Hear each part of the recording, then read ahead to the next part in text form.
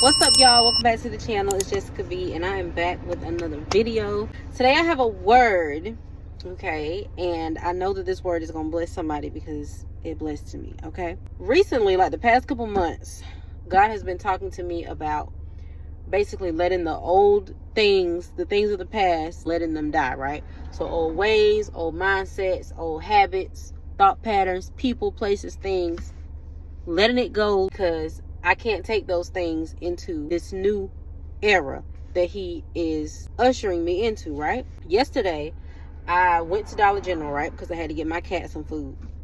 And I had $3 on my Cash App, right? So I got ready, slicked my hair back, put my clothes on, went to Dollar General, got the 2 bags of cat food. Before I went to the register, I calculated how much the food was going to be. It was going to be $3 and some change. I already knew it didn't matter how much the tax was going to be because I didn't have it. All I had was $3 on my Cash App. But it was like God literally pushed me to the register. Like I couldn't turn around. So I went to the register and I checked out or whatever. And he told me how much it was going to be. It was $3.78. I told him just like this. I said, I don't have the 78 cents. I said, how about you cover the 78 cents for me? I got the $3, but you cover the 78 cents for me. He was like, I got you. Just like that. Smooth. Easy selling. No hassle. So I bought my stuff. I went back outside, got in the car, and there was this man who was standing in front of the car. He was there when I pulled up. We spoke or whatever, but he was still there when I left out of the store. So he spoke and he was like, I have $1, but I'm short 75 cents. Do you have it? I told him, let me see if I got it. You know, if I do, I'll give it to you. So I came to the car. I looked at this is my change pouch. Looked in my pouch and I had 75 cents. I actually had 85 cents. I just gave him the whole 85 cents. But I gave it to him. And I knew in that moment that was significant for something, but I just couldn't quite put my finger on it. In my head at first, I was like, I instantly got a chance to like cover my debt, but it's deeper than that. I got home and I was, pondering on what that meant. So I was like, well, let me look up what the number 75 means. And the number 75 in the Strong Greeks Concordance means to contend for something, to fight for something, right? Because the whole time I'm thinking that my total at Dollar General was $3.75. I forgot that it was $3.78. So I was thinking that the only significant number here was 75. So I looked it up, and it is significant. It means to contend for something. So I was like, okay, well, but what am I contending for? Like, what are you saying? So I came and I got in the car, and I was like, Lord, I need you to reveal to me what it is that you are trying to tell me, because I know you're speaking. I just don't know exactly what it is that you're saying. So Holy Spirit prompted me to go back and look at my transaction on Cash App. Looked at it, and it was $3.78. So I was like, okay, I need to know what 78 represents. So I looked up 78, and when I tell y'all, I couldn't find nothing. I looked on the Strong's Concordance. When I first looked it up, I was looking at the part of speech. Part of speech is a proper noun, and it's indeclinable. So I was like, okay, indeclinable, but still, like, what are you saying? Like, it just wasn't clicking yet. So I was like, okay, indeclinable. What does me contending for something have to do with, like, what's indeclinable? So I was wrecking my brain trying to figure out, like, what in the world does this number mean? So I swear Holy Spirit said, just write. He was telling me to just write out my experience, and then everything would flow. So I said, okay, I'm about to go look up the number one more time. Looked it up, and when I looked up the number 75, I knew exactly where to look to get the meaning. But when I looked up 78, it was like I just completely looked over where I knew I was supposed to be looking. That's significant too. But I looked it up again, and it means Addy, an Israelite. Addy or Adai was an Israelite. So I said, okay, all right. I get it. You speaking. I understand now. Okay. So then I was prompted to look up Psalm 78. Found a video on YouTube where this man pretty much breaks down the stories of the Bible, right? So as I'm listening to the story and he's talking, I'm like, okay, I get exactly what you're talking about. Psalm 78 is talking about the Israelites and how their unbelief kept them wandering in the wilderness. It caused them to die in the wilderness. So after the Lord sent Moses to free his people from Egypt, right? He split the sea so they could run through it, and he made the sea swallow up their enemies. He turned their water to blood so they couldn't drink it. Like, he did the most. He did his big one to set his people free, right? Even though God is performing miracle after miracle after miracle, taking care of you, providing for you, manna from heaven, you still have no faith in me. So it angered God. It was so bad, he told them to go possess the land. But because they saw giants, they told him no. God had already prepared this land for them. The land was already there. The land was already theirs. All they had to go do was possess it. But because of their lack of faith, they told him no. They were scared of the giants. They thought the giants were going to kill them. But what they didn't realize is that in this land of giants, the fruit was huge. The grapes were so big, it took two people. They had to put them on the stick and put them on their shoulder to carry these grapes. Because the giant is so big, you forfeit your fruit. In a land where God already told you to go, knows there's giants there. So what? I told you to go here, which means I'm not going to let the giant kill you. So scared of the giant killing you, but I'm not going to let that happen. But anyway, they had no faith, so they said, nope, don't want to do it. So God got so frustrated with these people that he said, I tell you what, I want but two people who believed in me will get to cross over into the promised land. The rest of y'all, have at it. Stay here and wander and whatever. And he kept his word. And the Israelites stayed there wandering until they all died out. And their children rose. And their children were able to possess land. But even the children were disobedient and had no faith. And so this thing just kept going. It just kept going on and on. So I'm like, okay, God, I see what you're saying. There's something that the Lord has promised me. And I guess you could say unbelief. My unbelief was having me to question him, like, okay, well, when this thing happens, like, how is X, Y, and Z going to happen? When I went to Dollar General and my total came up to be $378 and he covered the tax, right? In that moment, he was telling me, not only am I going to provide for you, not only am I going to take care of you, I'm going to make it where I'm going to bless you and you're going to be able to be a blessing to somebody else. And you're going to have more than enough. I'm going to provide. I told you to go do this thing. I told you to go get this thing, do this thing. But I'm going to provide for you. That should be the least of your worries. How I'm going to do it. If I'm going to do it. There should be no question if I'm going to do it. If I wasn't going to do it, I wouldn't have told you to go. Okay, so the indeclinable, it's not the meaning of the 78, but there is no coincidence. There's no coincidences with God. So it's no mistake that's where my eyes went first. Because when I got to that register, what happened? My transaction was approved. It wasn't declined just because I was 78 cents short. The cashier worked it out to where my transaction was approved, right? So what God is saying is that he's going to take care of you and you won't be denied. This promise is indeclinable. I said it, I meant it. I'm not a man that I should lie. You will not be put to shame. You will not be defeated because I said so. It has nothing to do with what you have or done, obviously, because I didn't have what I needed. But because God said so, that's what it's going to be. So 78 represented an Israelite, which is what he was telling me I was being like every time I question him. Every time I ask him, God, are you sure? God, how are you going to do this? But God, if I do this, are you sure you're going to come through on this? You're being an Israelite. I'm showing you as hard as I can that I'm going to take care of you. Everything you need, I got it. It's squared away. Stop being an Israelite. Stop asking me, am I sure? I'm sure. The Lord is sure. He has no question, no doubt. Because he said it and he meant it. All right. So boom. The number 75 meant to contend for something, right? Couldn't figure out what that number meant. I was like, okay, what am I contending for? This whole thing is about contending for your faith. It's not about the promise. The promise is yours. The promise has been your promise since before you were even born.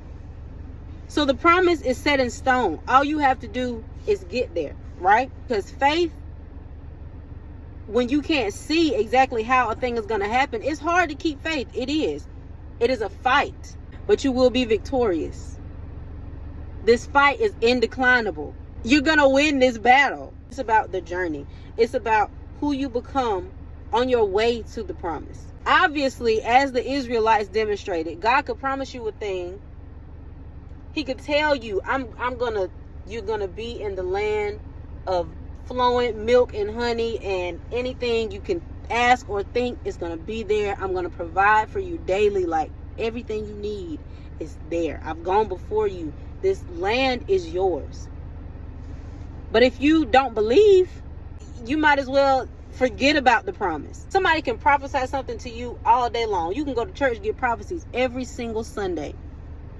But if you don't believe that thing is going to happen for you, it's never going to happen. Because you're not operating in faith. Which means you're not taking the steps, not doing anything physically, but you're not contending for this thing. You're not praying for this thing. You're not studying. You're not leaning in. You're not doing anything to see this prophecy come to pass. You cannot just sit on a promise or a prophecy, because it's not about that. It's about you and your character and who you are throughout this waiting process. God will let you in on a promise. He will tell you, I'm going to do this for you, years before he does it. And the waiting process, it doesn't mean that he's picking on you. It's just, I need to build your faith up. I'm going to let you in on what I'm going to do for you, but I need to build your faith. So with you knowing this little bit of information, what are you going to do with that? Are you going to sit around and say, well, God told me this was going to happen, but it ain't happened yet? Maybe he lied. Maybe he got me mixed up with somebody else. God can't get you mixed up with nobody else. He can't. I'm sorry. He can't get you mixed up with nobody else. He knows who you are. He knows what you need. He knows what he promised you.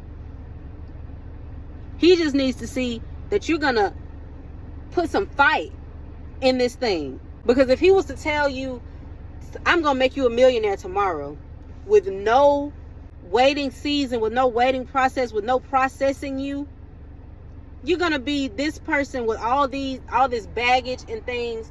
You're going to just take that over into being a millionaire. You're going to have no knowledge on how to take care of these things because you skipped the journey. It's about the journey. It's not about the promise. The promise is there. It's about the journey. You have to go through your journey. The Israelites didn't want to go through their journey. And as a result, they were left journeying for so long that they died in it. They died in their wilderness. So when people talk about a wilderness season and they say how they don't want to go through the wilderness season because it sucks and blah, blah, blah, blah. The wilderness season is where your character development happens. You need your wilderness season.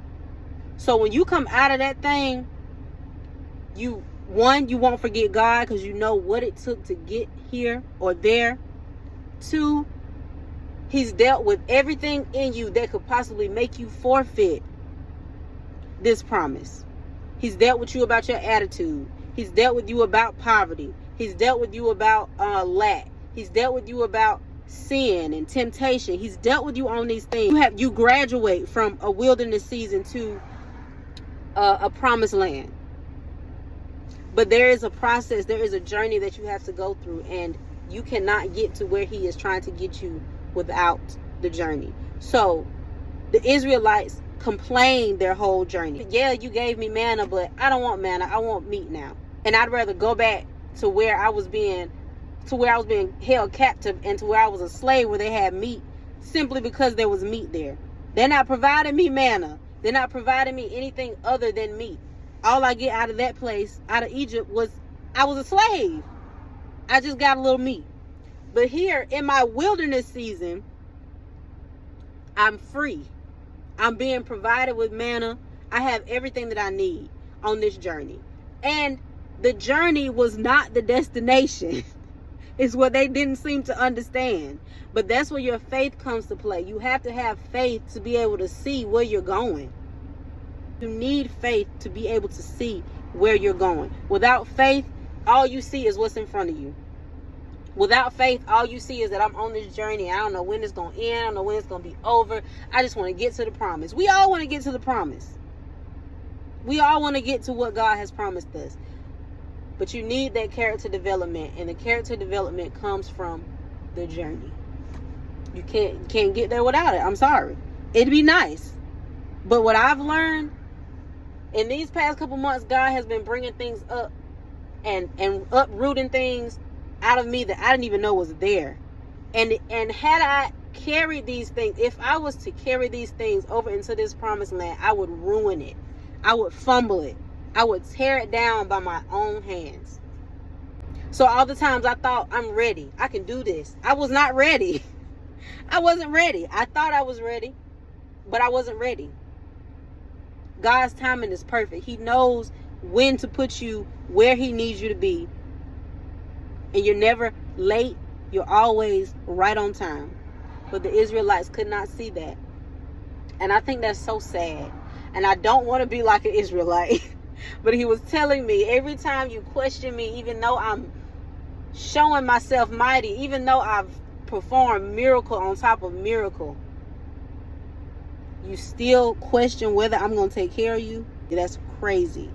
I got you. Even though they were told, you getting ready to go somewhere that you've never been before. You getting ready to go somewhere where you'll never be a slave again. You getting ready to go somewhere where everything you could ever ask or think of in your wildest dreams will be obtainable to you.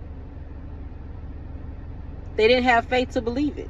You got to have faith and know that God can do God can turn anything around. But if he sees fit that you need a wilderness, you need a journey, what can you do? You can choose not to go on your journey, and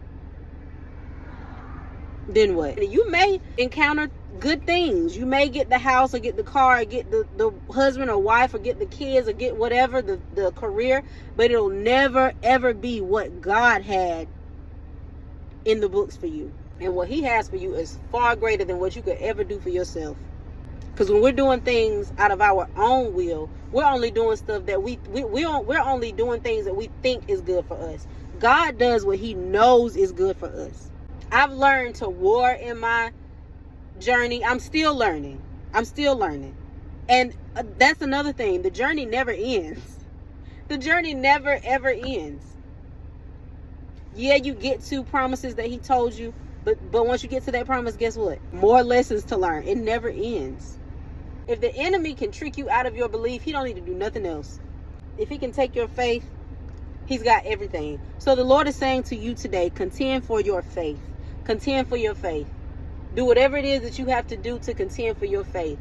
Lean in, fast, cut people off, let things go. Do whatever you got to do to contend for your faith, because it's crucial. In this season, in this time right now, it's crucial.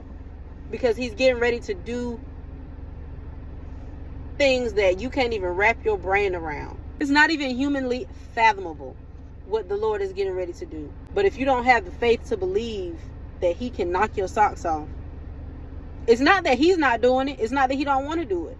He just got to have something to work with. And your faith is that thing that he needs to work with. So he's telling you today to contend for your faith. Contend for your faith. Trust and believe that if God told you something, it's gonna be. He is not a man that he shall lie. Whatever comes out of his mouth, whatever he whispers to you, whatever he shows you, all those signs, there's no such thing as a coincidence. He means what he says. I'm telling you what I know. He means what he's saying to you. Trust and believe him. And when he shows you something, lean in on that. Take it to him. Study. Sit with him. Be quiet. Praise. Worship. Do whatever it is that you got to do to contend for your faith. You continuing to question God about whether he's going to do what he said he was going to do is just a tactic from the enemy to keep you literally walking around in circles around what he already said.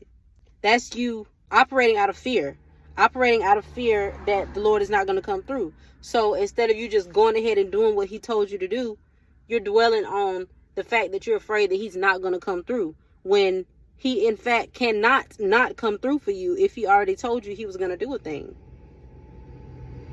So it's literally a tactic from the enemy to keep you still, to keep you from moving forward, to keep you from doing what it is that the Lord told you he needed you to do. And that turns into direct disobedience. If you know that the Lord did not give you a spirit of fear, then what are you afraid of? But see, fear is the biggest tactic of the enemy, because, it works. Fear keeps so many children of God stuck in one place. So scared that if they make a move, it's going to be the wrong move. Not even knowing that God is with you. God is with you through everything. God is with you through every decision you make. He gives you grace. So if you make a mistake, he's still right there to help you, to pick you up, to put you back on course, to show you where you went wrong. Right?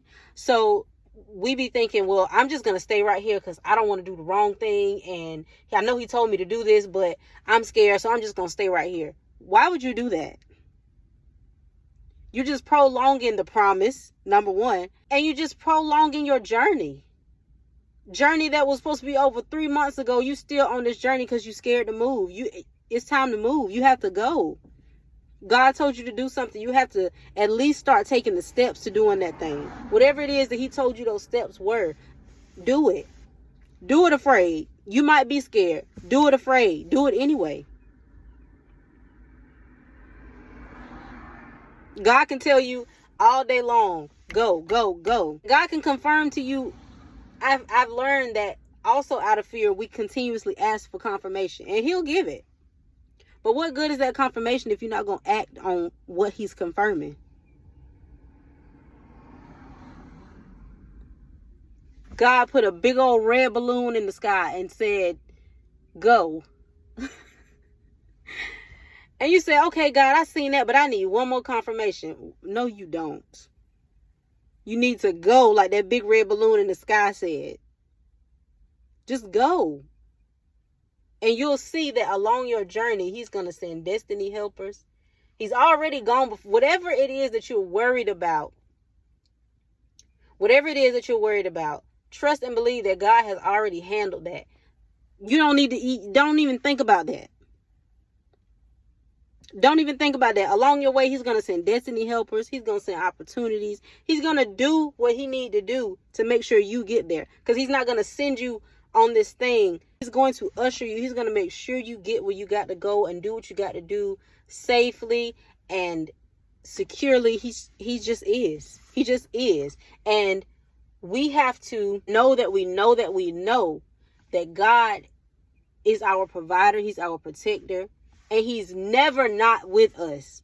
We are never alone. Physically, to the naked eye, we might look like we are walking by ourselves. But spiritually, we are hand in hand with God. He's walking with us. He's there every step of the way. And going back to fear, yesterday, I was, the Lord showed me a vision of something. The Lord showed me a vision of me in an apartment, in my apartment. And I remember in the vision, I was laying down on the ground like this, looking up at the ceiling fan. And immediately, the thought of the entire apartment complex catching on fire came to me. And when I tell you, I've never combated a thought so fast. But I cast down all imaginations that didn't go hand in hand with the word of God. I told the enemy that I was not going to allow him to pump me with fear, to keep me stagnated, to keep me stuck. Because, okay, the apartment complex might catch on fire. It might, but it hasn't. So why would I let that be something that stopped me from going forth?